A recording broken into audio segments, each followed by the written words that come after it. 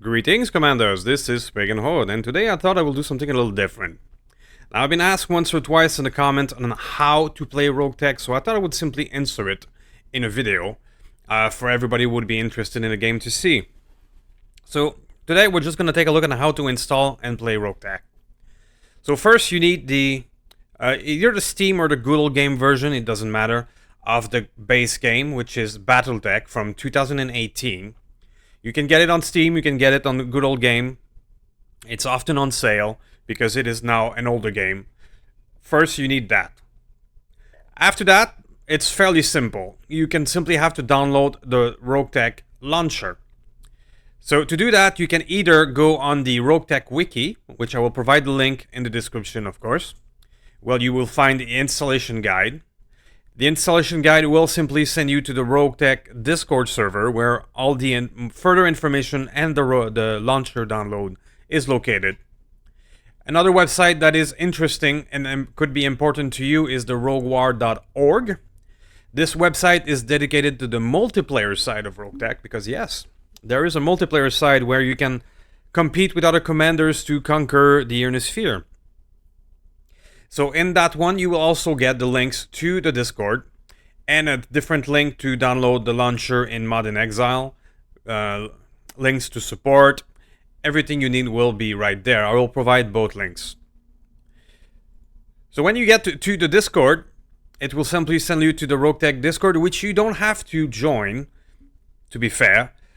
But all the social stuff and the discussion with other player happens there. So it is recommended, but not necessary. Once you get there, you can get the launcher download and get your Roguetech launcher. It's as simple as that. Once you have that Roguetech launcher, just place it near wherever you want on your computer, and then we can start working on it. See you in a moment. Now, the beauty of Roguetech is that it has its own launcher.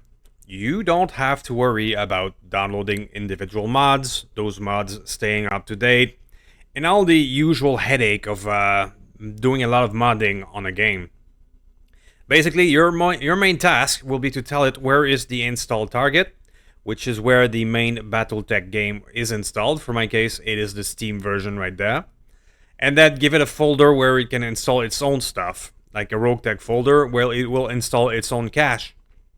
From there, you press the update install button and it will get going. It's pretty much as simple as that. Now, what can be a bit overwhelming, however, is the sheer number of options in the install, because that mod has been running for a while now. You will get the offline and online multiplayer options and all the different mods and options of install. So that's what we're going to spend most of our time discussing, because honestly, getting the launcher and just starting the game is not that hard. So let me press the update button so that I can now get all the options, and I'll see you in a moment.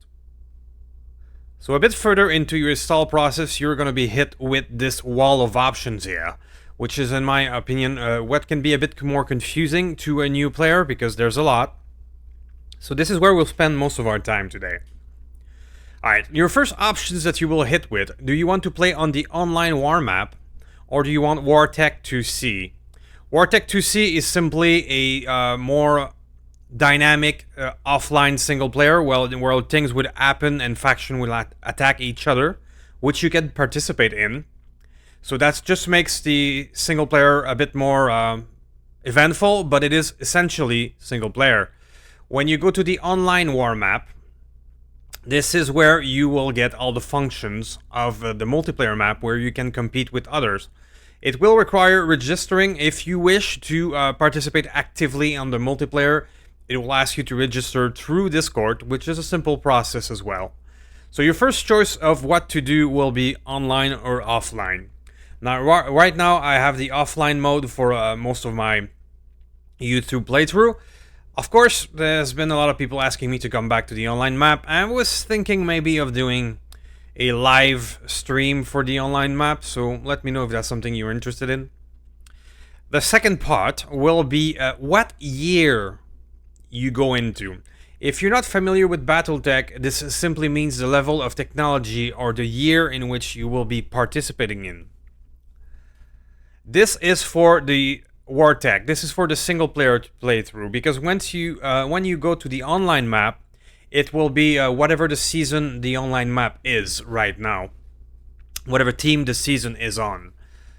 So they can be a little dysfunction or not exactly the same map if you actually choose the online war map, because it will be whatever is online right now this season. If you're playing single player, like this installation is, it will ask you where do you want to go. And this will decide the level of technology and the toys that will be available in your sandbox. If you go in the early times, it's only going to be Inner Sphere technology, the early days of Battletech universe. If you go all the way to 380 like I am, this is where you get all the toys. So this is a personal choice, and it has a lot to do with the Battletech lore. But if you want all the toys, you have to go to the later years, so that you can access to all the newer technology, clan stuff that you will get. After that, you will choose your difficulty scaling. Now, difficulty scaling is how the planets and the mission will scale to you or not. So, difficulty scaling by company strength, the one that I have chosen right now, which means that all the mission, all the planet will scale with what you have. For example, if what I'm dropping as an average of 3 skulls or 6 difficulty, every average difficulty of everywhere will be 6. The second option is by planet rating. This is more like the vanilla experience of the Battletech game. It means that every planet will have a fixed difficulty rating. For example, this planet is 1 skull, this planet is 12 skull, or 24. It will always depend on the planet itself and will be static this way. This can be interesting as well as a different way of challenging, but I prefer that every mission comes with its own strength. Now, if you mouse over any of these, you will sometimes see, like for example here, +5 online progress. What is that? This is that in the multiplayer game, the harder you make it on yourself, the more difficult options you take in these options will make it that you conquer the map more efficiently or gain greater influence in the online map. Now these numbers are only relevant if you are using, of course, the online map. So, but if you're interested in multiplayer, these percentage will be interesting to you because that will make you more powerful playing online. So when you're playing online, your choices here are important. Less so when you're playing single player. And the last one is by company strength legacy. This is how it used to work back in the day when I was doing the online map. The difficulty of the planet will scale due to the value of your total value of your mech instead of the average of what you're dropping. That will not affect you much if you're not playing a single player. In fact, when you're playing in single player, the legacy can be better if you want to push through to some more dangerous content. But as you can see, when you mouse over it, it is not advised to use that in the online map. It will cap your influence because it is easier to influence the online map with this difficulty. So again, this is something you only pay attention to if you're interested in multiplayer. If you're not, doesn't matter. If you're interested in multiplayer, the by company strength would be your choice. Okay, moving on. Moving on, we have support lands, enemy support lands. The reason is Roguetech makes it harder on you than the vanilla experience. There will be more enemies than the online experience. You can have additional support lands, which means more enemies in your missions. So you have a few options there. The first one is no support lands, which makes it like the vanilla experience. Support lands don't exist, which is not recommended for multiplayer. But if you want to just make it easier on yourself in your Roguetech experience, it's an option. Easy enemy support lands will mean that it will cap at maximum 1 support lance, not 2, which is the normal one that it can be capped at, and would make it a bit easier on yourself. The third option is kill teams. Now, kill teams is a different options that is a bit more recent in the Roguetech modding. Is that instead of having 2 support lands, you can only have 1 maximum, but these guys will be much deadlier than your average enemies. They will have souped up stats, souped up mechs, and they're going to be very dangerous. It is an option. Your 2 more difficult options is default support lands, which means you can get a maximum of 2, so 8 enemies by default, 8 more enemies, or kill teams. Those are personal choices. If you're playing the online map, you're going to want it to make it harder on yourself. If you're playing single player, up to you. Next option, spawn randomizer. As it is explained, it is pretty much that in the vanilla game, you always start in the same place every time on every map. This will randomize it, which can make it both a blessing and a curse, because sometimes you can appear in a better spot, or sometimes you can be surrounded. It makes things more difficult for you. Next, you have battle deployment. With manual deployment, you have the choice to decide where you will drop on your map instead of the vanilla. You always start there. And it can be do some interesting combination, because if you manual deploy, like I am, with random combat starting position, it means that you choose where you deploy, but the AI will be random where they deploy. So it's a more interesting combination. You can ask it for deploy before the combat, so you choose whether you manually deploy or let the dice roll, or automatic deploy. That is like the vanilla version. You will always start at the same place at the same time. Then we have convoys. Convoys is for the escort mission. If you've played the vanilla game, you understand what an escort is, that you escort a group of allies from point A to point B. You can choose in this mod to control the convoy yourself, and instead of letting the AI do it. I recommend it, because sometimes the AI is stupid in its way that it controls escort. This way it gives you control. It's pretty good stuff.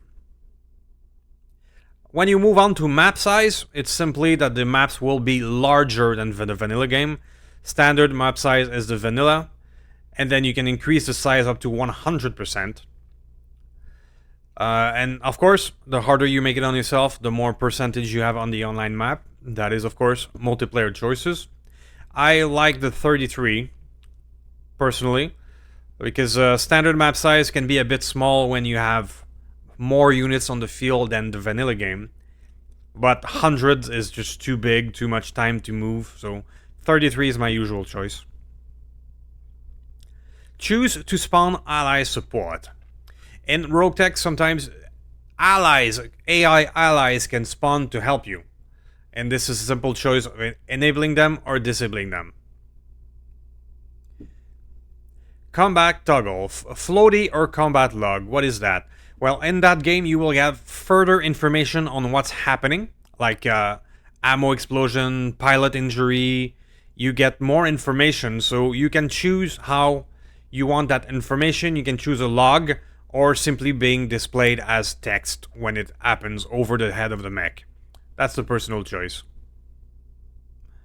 Pilot randomizer, well, random pilots or randomly generated. That's simple choice of starting pilot, so it doesn't really matter. Difficulty type by Scholar Chevron. This is just aesthetics, so it doesn't really matter. It's how that this difficulty is displayed. Very well, so those are the main options, which will affect a lot of your game. But then we get into the modding options. And as you can see, there's quite some more. Alright, so this is a point of you decide what kind of mods you want to add to your Roguetech experience. Because, like a lot of these full conversion, often it's a lot of mods held together by duct tape.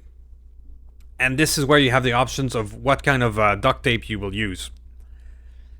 The additional content here, it is all of you to decide how much of the additional content that has been created for Roguetech do you want. Like this will add more Herbies, this will add the Society faction, which has plenty of incredible weapon, this will add the Risk weapon. Honestly, I like to play with all the toys, so I recommend that you play with as much toys as possible. Like, without this, you would not get the Roguetech Online Legend Pilot, which I am part of. Without this, you would not get the Quick Sell. We had a excellent start to our playthrough. Without that, you would not get Strange Experimental Weapon, you would not get Risk Weapon or Crazy Pirate Weapons. In my opinion, if you want to get the true Roguetech experience, you choose as much of this as possible. This base unit era is also the type of units and mechs you will find from this is the Battletech lore, Hera. So all of these, using all of these means you will see all the mechs, all the crazy stuff. And I honestly recommend that you do so, because the more crazy stuff out there, the more you get the experience. The only 3 things that I'm not using right now in my playthrough is the nuclear weapons. Right now I'm not using them, but I've used them in my previous playthrough, and you can see compilation of me getting absolutely destroyed by getting a nuke drop on your head. Because yes, you can play with Davy Crockett nukes in this mod, if you want to. And it's interesting. I've also turned off the elite pilots and mechs. In my last playthrough, some of these elite pilots were just redonkulous, and it was not fun. So that one I don't recommend. The 2 that I don't recommend is elite pilot and nuclear weapon. I've used nuclear weapon myself because they are fun, but it's not for everyone.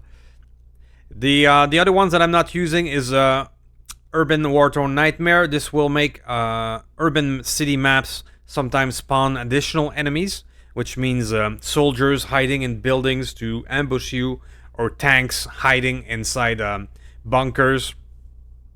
I don't use it because it's not because I don't want a challenge, it is because urban maps are already a bit slower by default, and I don't want to make them even slower by adding more crap. That's a personal choice. But other than that, I recommend you use all the goodies, because that's how it's going to be more fun, more chaos. The last but important choice is how much new flashpoint and story do you want. All of these flashpoints are those designed by modders. New flashpoint and new story points. I add them all because I want to see them all. Then you have additional pilots. These are options of new additional pilots you can have from all the way from the Mandalorian to Vikings to some of the Roguetech online created pilot. Again, I use them all because this is where the fun is. Alright, so a lot of the following options are cosmetic or personal choices, so I won't go faster on that side. These are emblems, these are pilot portrait, this is how the fog of war will interact, do you have night vision enabled. These are most likely personal choices.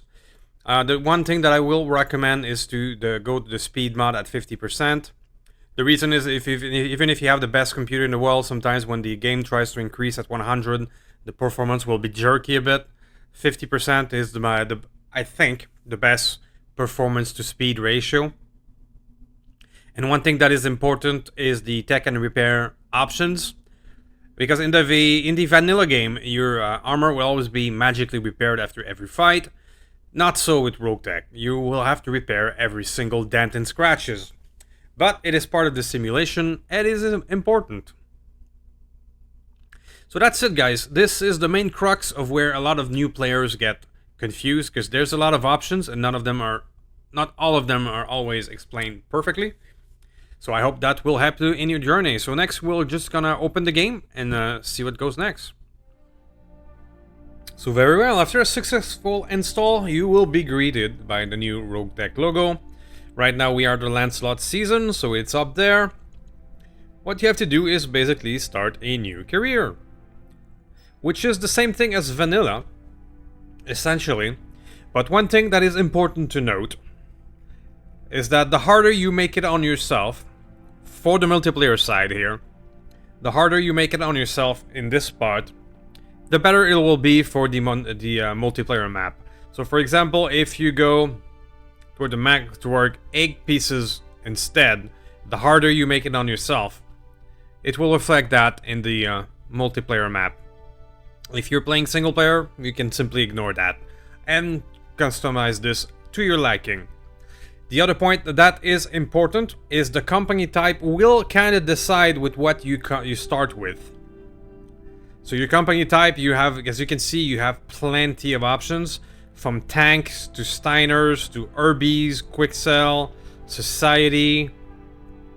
This will decide where on the map you will start and with what kind of hardware. So that choice is very important whether you are online or not. This will determine how you will start your campaign. And these are all difficulty options, the same as vanilla. That hasn't changed. It's just one important thing, the two important things to note is what kind of company type, and if you care about the multiplayer options, make it harder on yourself. For example, parts for assembly. And then off you go. Roguetech and Battletech, the vanilla game, being a sandbox type of game, it is not true. It is not. You don't have anything special from that point on to understand other than do missions, get muddy, salvage some mechs, and keep going. But there's one thing I would like to discuss before I leave you with this video, is there's one option that has been added last year, and that is the skirmish mech bay here, which is something that is unique to the mod. It is simply a mech bay where you can try and test with mechs builds across all of the Roguetech's available builds. So once you get there and you click on the mechs, you're gonna see everything that is available in Roguetech. And as you can see, there's a lot. So advice for new players right here and now is that you can use this skirmish mech bay to test out new items that you don't know about. What does it look like on a mech? What does it do? For example, we're gonna pick our good old Centurion here. We're gonna go with that one. And we're gonna take a look at some of the features that are important for a new player. So if you've never built a mech, either these games, the MechWarrior 5, the tabletop, there's a few things you need to know. The first thing is every mech needs an engine. Unlike the vanilla, you get to choose what kind of engine you put on every mech, which will make it go faster or slower. So if I remove the engine, there you go, doesn't work anymore. And I can put on a bigger one if I so desire. So this is the mech bay that is available to everyone. So I highly recommend, if you've never played any Battletech universe or MechWarrior game in general, that you come in here and you check out how to build a mech, seeing all the options. So you're gonna need your engine. You're gonna decide which type of heatsink you put on the engine, and the type of heatsink will determine what type of heatsink you can put inside your mech. So for example, a common mistake if you don't know what you're doing is putting a heatsink double, the D1, and then trying to put a normal heatsink. It will not work. You have to put the same type of heatsink that the kit you have put in. Like for example, the doubles in this case. Another thing to understand is that you have your armor is up here. This is your armor and structure points, where you can swap what type of armor and what type of structure goes into your mech. As you can see, there's plenty of options, which can look overwhelming to a new player. That's why I recommend using this skirmish mech bay if you have never built a mech. It will show you all the available options. So your mech can be completely customized down to the fire control system, to the sensors, to the type of modifier on the engine, the gyro. Everything is in there. So for a new player, this mech bay here is really important. One other features that is available in that video game is specialist slots, where you can put zoom, cool shots, heat banks, and all the shenanigans. There's also the handheld slot, because if I were to remove this cannon, I could give this mech a weapon in its hands. And there's a lot of stuff there too. How about a disco pistol? There's a lot of stuff in Roguetech. So, one last tip for you guys. This skirmish mech bay allows you to test out things so that you if you don't understand what's going on, you can always come here, test it out, and see everything that is available. Other than that, well, there you go, guys. This is how to play Roguetech. Just be careful with your install options, depending on how you want to play it, multiplayer or not. And don't be afraid to go on Discord and ask questions if there's something you don't understand. And don't forget about this beautiful tool in the mech bay that allows you to try out anything for yourself. So thank you for watching. Thank you for watching until the end. I hope this will help you on your journey. And I will see you next time. Thank you.